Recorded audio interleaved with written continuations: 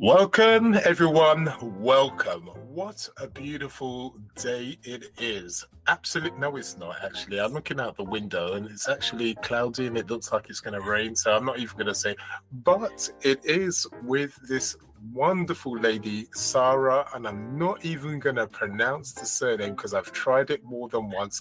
So she's going to do the surname thing. So Sara, what is it? Lobkovich.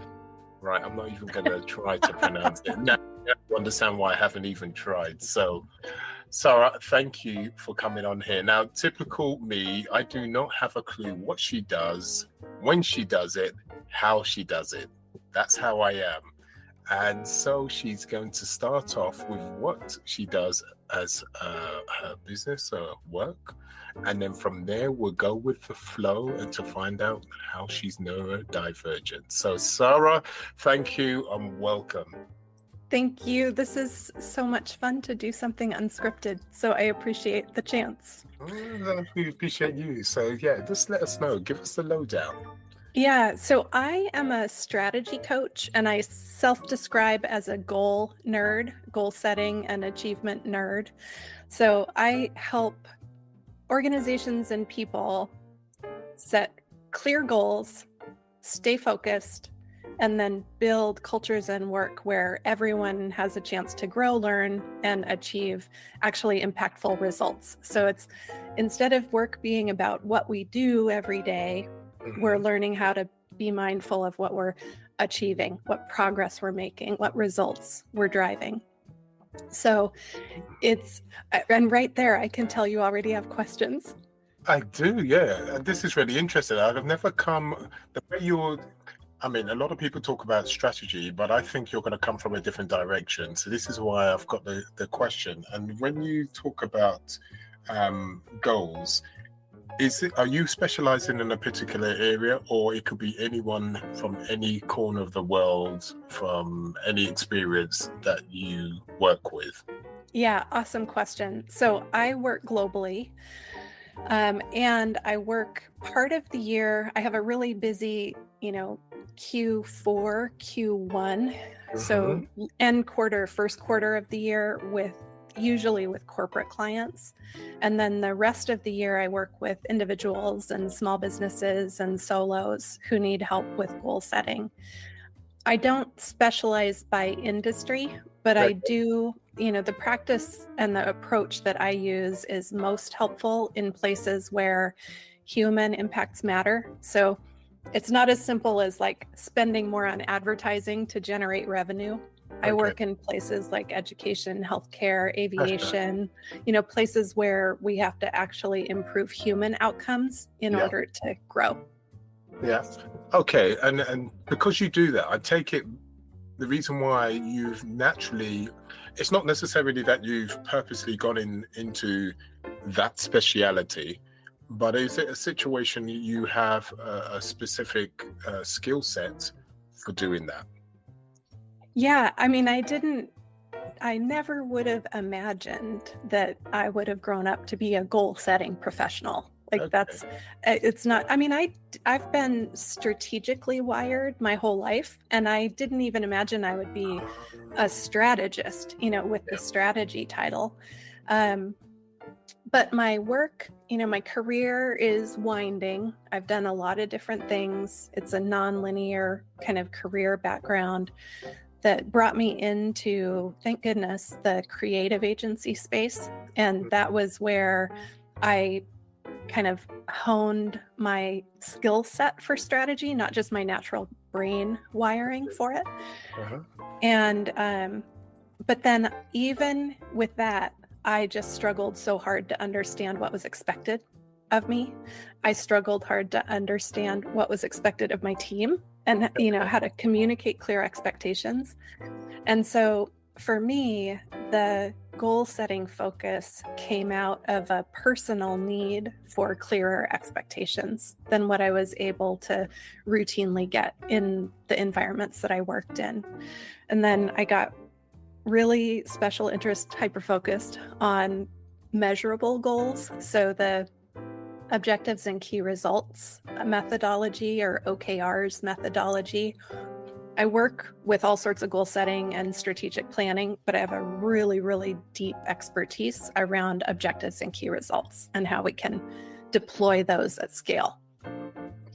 Okay, let's go back, because you said that you had a strategy mindset. You was that way inclined anyway. You always have been. Is that correct? I think so. I mean, it's not for me to say who has a strategic brain and who doesn't. I get But that. my lived experience is I'm endlessly curious. I love to read. My favorite thing, I just got goosebumps. Like what lights me up is making connections between information. Like I'm a linky brain type of person. Okay. I like connecting people also. And so when I started leading, I'd had strategist titles, and then I began working in strategy in the creative agency environment, got exposed to the field of professional strategy, and then started leading strategists.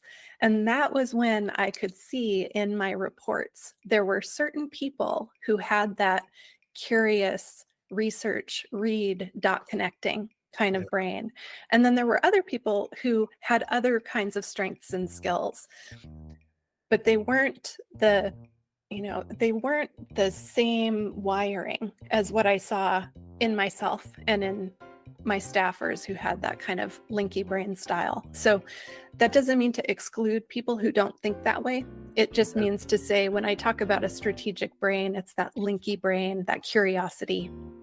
I like how you say linky brain. Sounds a bit nutty, but it makes sense. It's the linky brain. All right. Okay. So now you're a bit of a strategist. You always have been. Just give us an example of when you was a child, how you would be a bit more strategic compared to other children. Just give us a bit of an example. That's tough for me. I don't have a lot of childhood memories due to my trauma history, but we're in luck because when you asked the question, I thought of one. When I was I think I was in the third grade. I think I was 9 years old. Mm-hmm. There was, at my school cafeteria, there's the hot lunch opportunity where kids can buy their hot lunch. And then with hot lunch, kids got a little container of milk. And then there are the kids who bring their own lunch from home and they can buy a container of milk. And when I was in the third grade, this had bothered me all through grade school, but in the third grade, I decided to do something about it. The hot lunch kids got chocolate milk on Fridays, and the bag lunch kids got regular milk on Fridays. And I was like, this can't stand. So I started a petition. I had people sign it, and then I successfully petitioned the cafeteria staff in my grade school to have milk equality. So the bag lunch kids got chocolate milk on Fridays. And that's activism, but that's one of the elements, I think, of strategy, is to look at the world and say, so I think I can change something here, or I think something here can be better or more fair or more equitable. Now, what are we going to do about it? I hear you. Now, I obviously, with you coming back, you said that you've thought of something and you're actually quite surprised because of your trauma history. So now you got me curious. What is this trauma history about that made you struggle just to think of something? So talk us through that.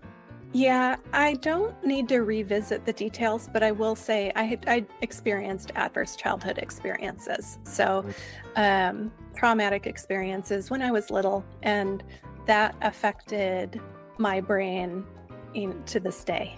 I don't know what my brain would be like without that history. So I experience complex PTSD. And then I also have been diagnosed with ADHD. So those are the ways I tend to just identify as neurodivergent, because I have a lot of traits and behaviors of other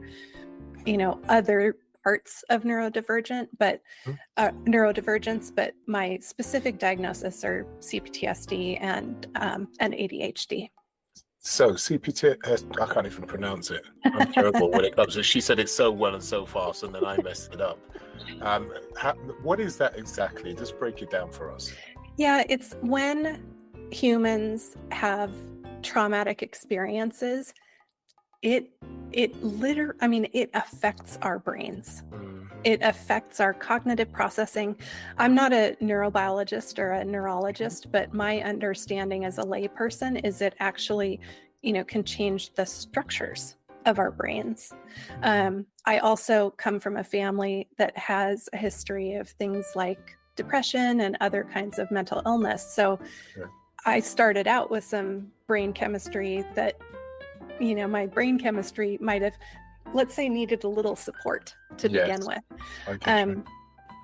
But when we have those, post-traumatic stress disorder or PTSD comes from big traumatic events. So awareness of it came from watching service members, and military people and the experiences that they had. But it's been recognized that adverse childhood experiences and other kinds of trauma, neglect, other kinds of things can add up to that complex PTSD where people do have the brain effects, even if they didn't grow up in a war zone or didn't grow up in or didn't have those kind of military experiences. So it has a similar effect. Obviously the effect is different, but it must have been very, very difficult. So you had so much going on as a child, and trying to cope with trying to so-called be normal.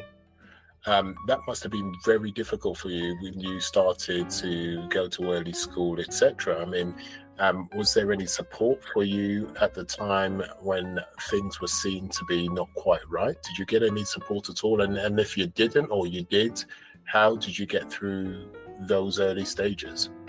Yeah, so my experience is a little different than some people. In a lot of ways, I had a really privileged childhood. Like I had parents who loved me, I had stable housing, I had food on the table. So I wasn't aware. I honestly don't think I was aware that I had adverse childhood experiences until I was an adult. So I really wasn't aware of it when I was a kid or when I was even a young adult. I knew I had voices in my head that said, "What's wrong with you? What's wrong with you? You're not good enough. You're not good enough." So there were voices that were always with me, but I never questioned where they came from. I just worked harder. It's like when those voices kicked up, I just worked harder. And so it wasn't until I got into adulthood and noticed patterns in my relationships, noticed patterns in my work relationships and kind of the way I interacted with my career, where I realized, I might need some support, or I might need to better understand. It just started out as I just need to understand how to cope with these thoughts in my brain. And so it was a very long journey to get from just that internal suffering. Externally, I was successful in a lot of ways, but that internal suffering to an awareness that I didn't have to live that way, and there were resources to help. And then, not only to get to a point where I think I got to a relatively healthy place, but then, since then, and in the last few years, I've gone even further in unmasking myself and in creating conditions where I can be 100% myself. And so, it's cheesy to say from surviving to thriving, but, that really has been how I would describe my journey. All right. So when you was very young, you didn't think anything was wrong. You didn't perceive anything to be wrong. But with hindsight now, was there anything wrong? Yeah. I mean, I cannot imagine growing up without a voice in your head constantly saying, "You're not good enough." Like, that people grow up without that voice in their head. Yeah.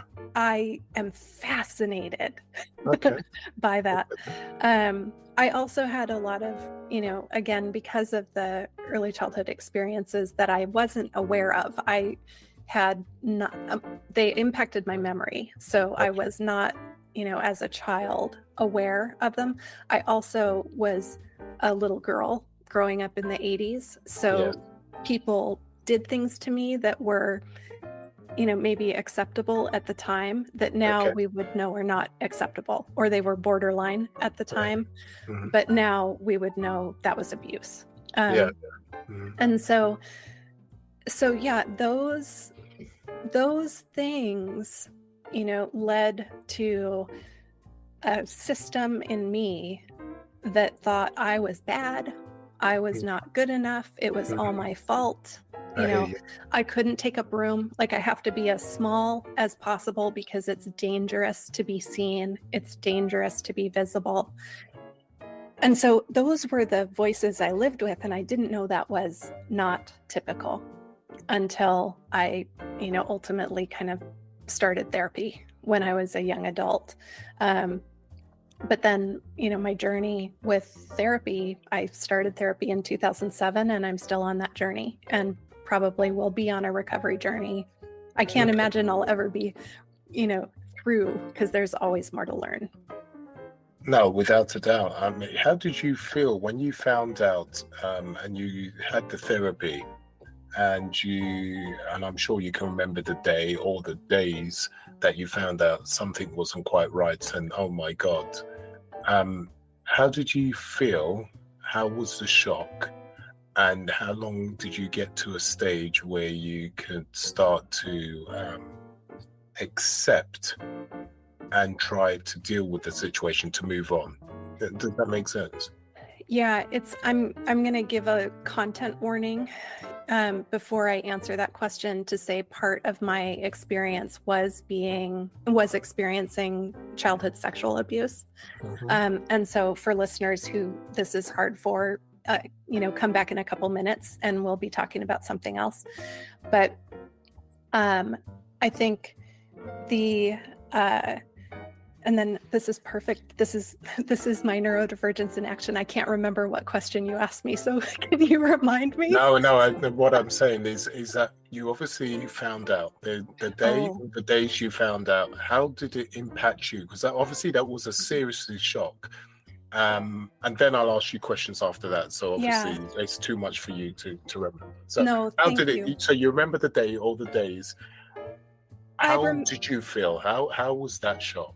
Yeah, thank you, Eli. I remember, this is weird to say, but I remember feeling a combination of anger, which is not weird, and relief, in that I had very foggy memories. And, it's like, fuzzy memories of certain things. And I didn't have a way to put them into context. I didn't know what had happened. I didn't know, they didn't make sense, but they were the things that it was like always there. These certain images for me were always in the back of my head, or these certain moments were in the back of my head. And to work in therapy with someone who identified, I think that therapist was the first one to identify the CPTSD and that I had experienced adverse childhood experiences, even though she didn't know exactly what they were at the time. I just felt, I felt relieved that I could see the way those stories didn't have to haunt me. Like, knowing what they were, or what they probably were, because my working memory is not great because of all this, but knowing what they were or probably were helped me recover, because, it's just what happened. it doesn't have anything to do with me now. It doesn't mean I was a bad kid. You know, if anything, it means I was a very pleasing little girl. You know, and so I do remember those, you know, kind of first few therapy appointments, carefully getting into this territory. And I also learned in therapy, like, that's why I don't tell these stories, because I don't need to revisit them. I don't need to re-traumatize myself. But I do feel a responsibility to normalize that bad things happen to us. And that's not our fault. And so it's important that people have support and can talk about what's happened to them to the extent that it doesn't re-traumatize themselves. Because you're not alone, and I'm not alone. And, you know, a lot of people experience a lot of things that leave us with these PTSD brains. No, I totally hear you.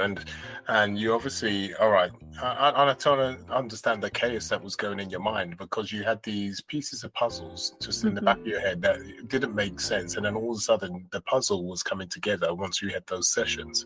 And the relief, because it's a bit like being teased, not knowing what's going on. And then all of a sudden, okay, it's not nice now knowing, but at least you can do something about it. It empowers you. Would that be correct in saying? Yeah, it let me recognize that the after effects are my problem. It's my brain, it's my chemistry, it's my beliefs, you know, but those mysteries that haunted me weren't my fault. They just weren't.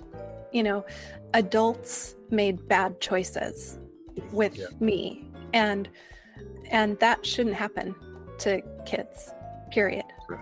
And so it, you know, just being able to see that and recognize that the adults in my life were doing the best they could at the time, you know, and bad things happened, and it, you know, it is the fault of the people who did the bad things. And I am here. I have resources. I have family and friend support. I have the privilege of talking with folks like you about my lived experience without shame, you know, without feeling like I'm bad or like there's anything bad about me because of those things that happened. And so I think that was the first step in me externalizing those ghosts and, you know, realizing they don't have to live rent free in my brain. Like I can heal, and healing and recovery is a up and down journey. And it has been ever since I started this work. But I've also learned so much about myself and about people and about how to help people. One of my credentials, I just yesterday got my NBC, or I'm not going to be able to get the acronym right on the spot, but my National Board Certification in Health and Wellbeing Coaching, or Health and Wellness Coaching. Wow. Well I had to pass a standardized test to get that. It was if I never take another standardized test in my life, it'll be too soon. But, you know, that I don't think we should have to go through bad things to make us, you know, good people who can help other people. But my journey was, I experienced some bad things, and that makes me a person who cares deeply about other people and about helping other people live their best lives that they might not even have access to yet, because they have those ghosts or they have those voices in their head that are saying mean things to them. Listen, totally, I agree with you. And the reason why I have a podcast such as this is not only to talk about your business, but just to try to show people it doesn't matter where you're coming from. It doesn't matter what your issue is you can still be successful. Now, you've just spoken about your childhood and a bit of that about that. And there'll be plenty of people who are in a similar situation. And now you have just given the strength to other people to talk about it or to normalize it from a point of view that works for them. And because you've come on here and spoken about that, it will give them just a bit of courage to do what they need to do, maybe, or at least towards the right path they need to take. And this is why I really appreciate you doing that, because it's not always easy to talk about things like that. Even though you know you have nothing to feel shameful for, it's still a bit awkward, a bit difficult, and I just want to thank you for doing so to help other people. And at the same time, as you said, it's a situation, it shows how you can be empathetic, how to be understanding. You have the experience to know how to get yourself out of a difficult situation and to understand where other people are coming from. You have that life experience, and that helps you be very good, not only from a business point of view, but from a point of view of being a great friend, a great wife. I'm a better wife than friend. That is one of the ways my ADHD shows up, is my relationship maintenance is terrible. And, my I know it's not object permanence, but I just really struggle. I feel like I talked to someone yesterday and it's been 4 years, so that's actually one of the symptoms that made me wonder if I had some form of neurodivergence. Is just my friendships, people seem to expect such different things of me than I was capable of doing, even when I tried to do it differently. In what way? What do you mean? So just give us a comparison from what you think friendship is and what they think, and let's see. Yeah. So for me, friendship and even my, primary care relationships, like my relationship with my spouse, friendships are very independent for me. And, they are something that are a gift, but they're not it's not a commitment. Like, you wake up every day and decide to be a friend or decide to be a wife. Like, that is a relationship that I choose every day. Where I think what I've experienced is other people in my life and other friends, before I was aware of my challenges around relationship maintenance, I'd wind up in relationships where I just couldn't meet the other person's expectations. Like, they wanted to talk 3 times a week. And for me, like, managing 3 times a week takes a system. For my friendships to require a system to maintain my cadence of their desired communication frequency, which is much higher than my desired communication frequency, it just made it a challenge in relationships. So my life and world is, I have friends of all neurotypes, like friends of all different shapes, sizes, styles, everything. And I do really feel grateful that I've found some very close friends who are also neurodivergent. Yeah. Because it just helped me know there's nothing wrong with me, that I can't meet someone else's expectations. It just means that we have, they have an expectation and I'm not wired that way. Yeah.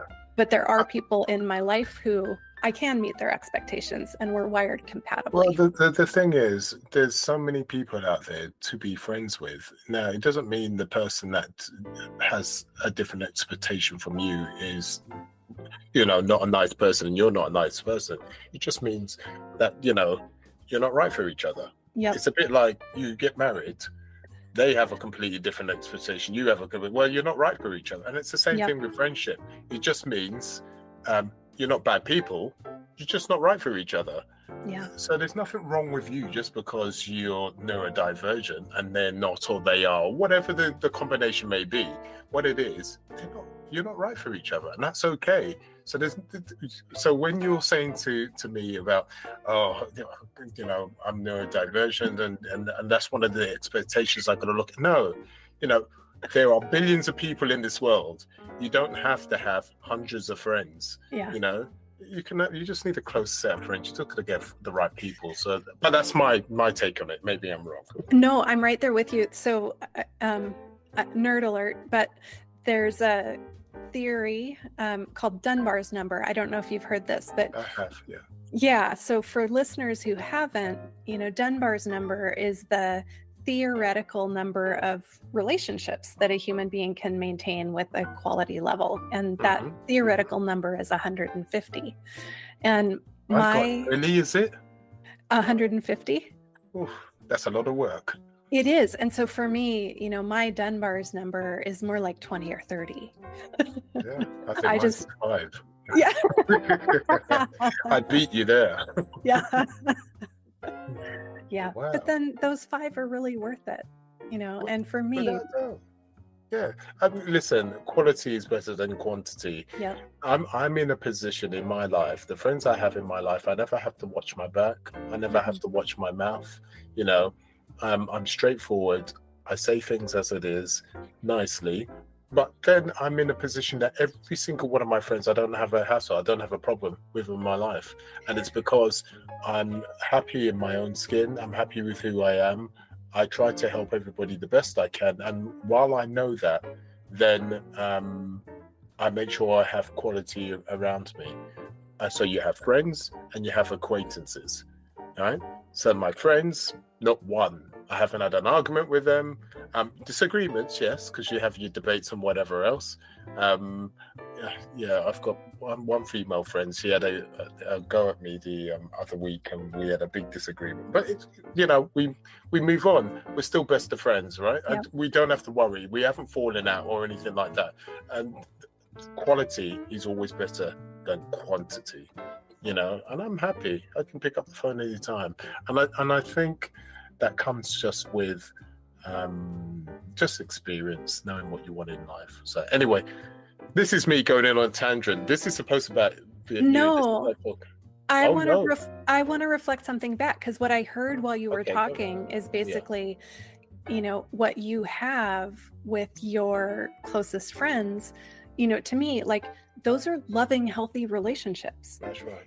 And so that's not something that all of us have had real life models for, and so we try these big social networks or these big friend groups because it's like, how can I find that? How can I find that? And so I do think it's, different cultures, the culture I live in, put so much emphasis on a primary partner or on your husband or wife, and it has been really healthy for me. I can't remember what book it was, but read a book that said your primary relationship meets about 25% of your needs, and then the other 75% are met by yourself and other people in your life.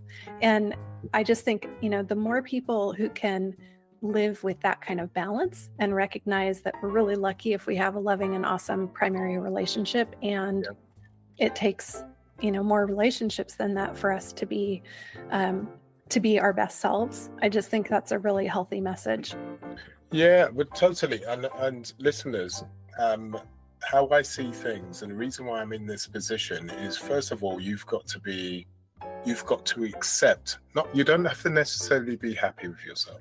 You've got to accept yourself for who you are. And if you are not happy with the things, forget about everybody else. It's your relationship with you. If you're not happy with the relationship of you, change that relationship with you and just be yourself with everybody else. If you be yourself with everybody else, the people you attract will be the right people for you. Reason being, think of yourself as an actor. If you're going to pretend and go into a circle and you're going to act a certain way, then the people that believe you're an actor of so-and-so, you're going to attract. But then when you're tired of acting a certain way and then you relax, just like in a normal relationship, you relax and be yourself, then you're like a Jekyll and Hyde. Mm-hmm. Why do you expect your friends will respect you, or those ones? Because you're a completely different person. The way to have quality friends within your life is to just accept who you are. And if you're not happy with who you are, remember, this is a relationship with you. Change who you are for you and just be yourself, and you will attract the kind of people that are right for you. And it's so easy once you know how, but it's very difficult. I get it.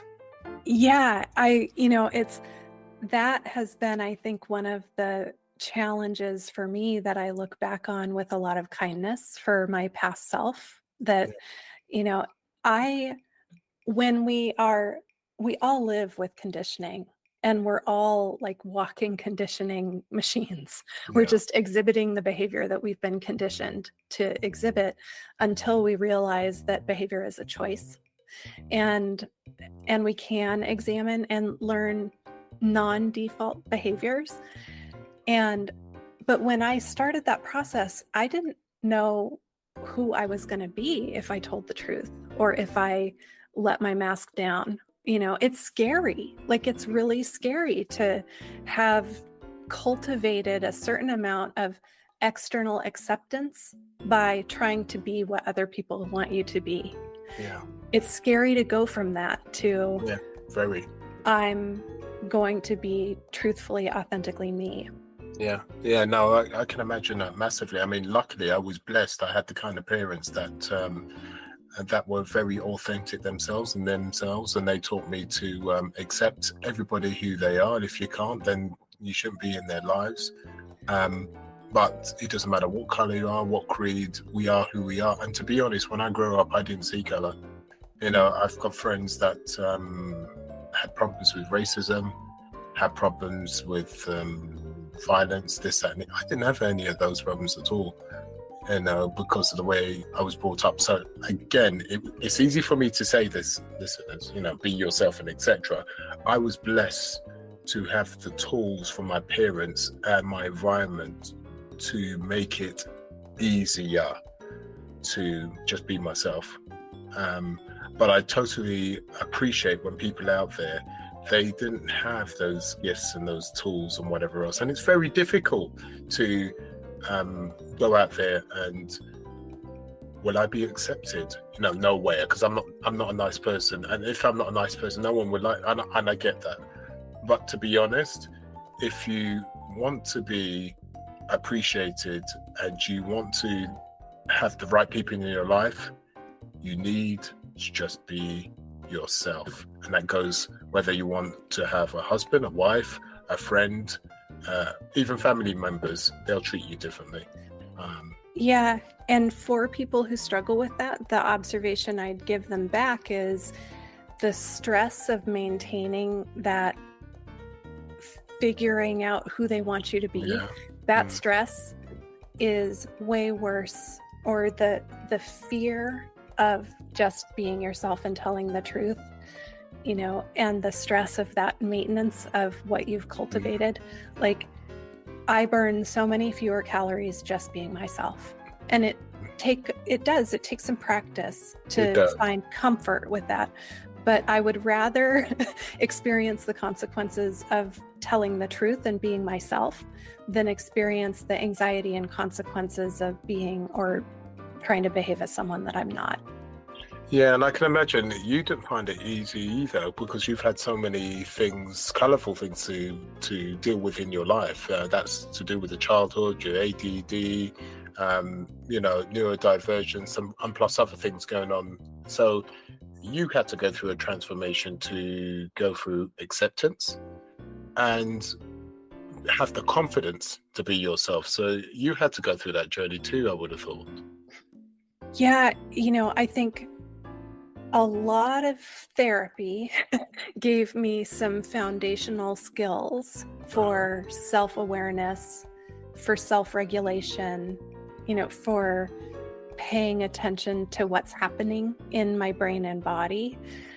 But for me, there was just a day where the switch flipped. I was in a job that was really an environment where it wasn't a good culture fit for me. And I had a really hard time figuring out how to be successful in the environment. And I was I took my dog for a walk, because when I got stressed, I used to take my dog for a walk, and I was listening in on a meeting with a bunch of folks from work. Mm-hmm. And one of the leaders said something, and I was so shocked that it was so counter to my values and my ethics. And what my brain would normally say is, what's wrong with you that you feel this way about that person saying that? What's wrong with you that you don't believe that thing? Instead, there was like this little tiny whisper in the back of my head that said, maybe there's nothing wrong with you. Maybe there's something they should think about differently. And I don't know where that little voice came from. I don't know who she was, but I wish I could kiss her, because that little thought, and that wasn't that long ago, that was only a couple years ago, but that little thought, led to now where I am today, where I've really, come full circle. It's my first question is, how does this feel for me? Is whatever I'm doing truthful? Is it honest? Is it compliant with my ethics? Do I feel like I need to mask to do this? And if I do, then I have to question, should I be doing it? So I've just been able, ever since that little tiny whisper spoke up, it lets me question my environment, so that then I'm not always questioning myself. I can make decisions about my environment, I see, that are within my control, to then feel better in myself. I see. So you come from the point of view, you try to deal with things that you have control over, so you can make the changes. Yeah, no, I understand where you're coming from. It's quite a. I tell you what, this is. I love talking deep, but we just don't have time to talk. I could sit here for hours talking about things like this. This is for true. All right, okay, let's move on, because we will carry on talking and going in that direction.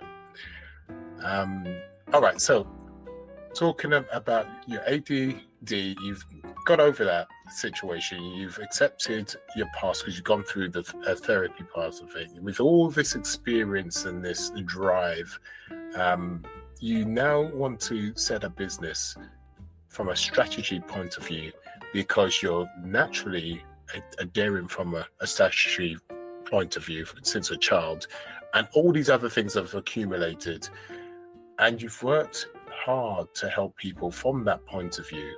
So how do you help people from a strategy point of view? Is it a situation that you help people from a one-to-one? Do you do corporate groups? Do you travel to, what do you do? What's the structure of how you help? Yeah, awesome question, because again, this is an example of making my work fit me, not just doing what clients need. So I work with large enterprises as a speaker. I can come in and do, group facilitation with large enterprises.